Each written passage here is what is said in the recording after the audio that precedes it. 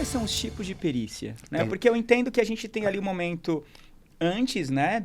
Assim, que você tem que pensar ali na prevenção e também você tem o pós-incêndio. Isso, nós temos vários tipos de perícia. Mas vamos classificá-las em dois grandes grupos. Tá. Nós temos a perícia do antes do sinistro e a perícia do pós-sinistro. A perícia do antes do sinistro, a gente costuma chamá-la de um laudo de inspeção predial. O que ela faz? Ela inspeciona o prédio voltada para a prevenção de incêndio, para que o incêndio não ocorra. Tá, certo? só um parênteses. Nesse caso, esse prédio ele não foi ocupado ainda, certo?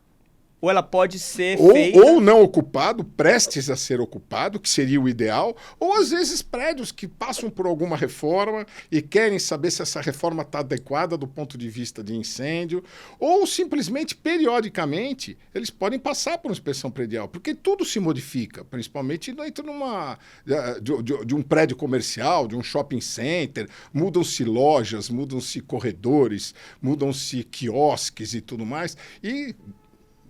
num tempo habitual, é necessário que haja uma nova vistoria de um perito habituado a isso, um perito experiente que faça isso antes do sinistro. E o outro tipo da perícia é o pós-sinistro, com o incêndio já ocorrido, um incêndio, uma explosão, ou seja o que for. Obviamente que o ideal é que não haja, mas já que ela houve, a gente tem que tentar saber quais foram as causas que levaram a esse incêndio. Esses são os dois grandes grupos de perícia que nós temos, o antes do sinistro e o pós-sinistro. Tá. Então, e voltando um pouco nessa né, no caso, não aconteceu ainda o sinistro. Você deu o exemplo de um shopping, sempre que eu tenho ali uma reforma, uma mudança de loja, alguma coisa, só pensando na prevenção, tá?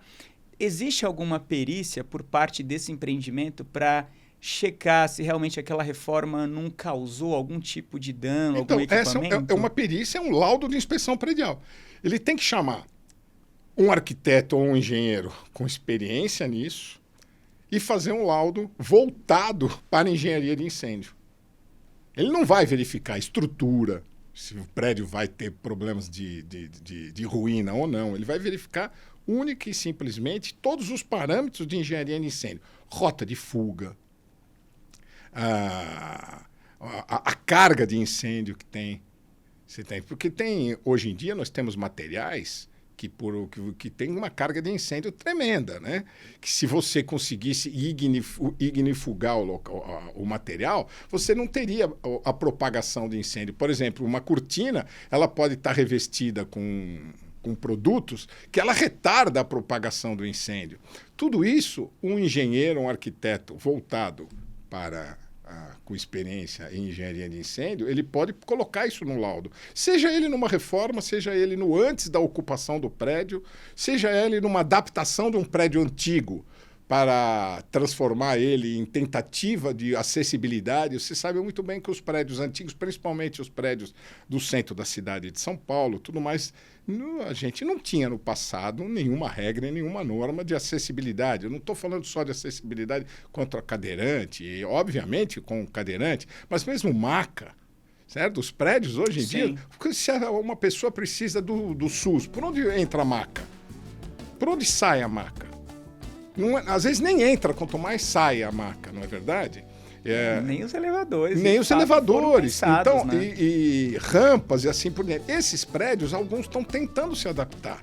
Algumas coisas eles conseguem se adaptar, outros eles não conseguem se adaptar. E normalmente, quando faz a adaptação da acessibilidade, é de bom tom, vamos dizer assim, que se faça essa adaptação em conjunto, acessibilidade e incêndio junto.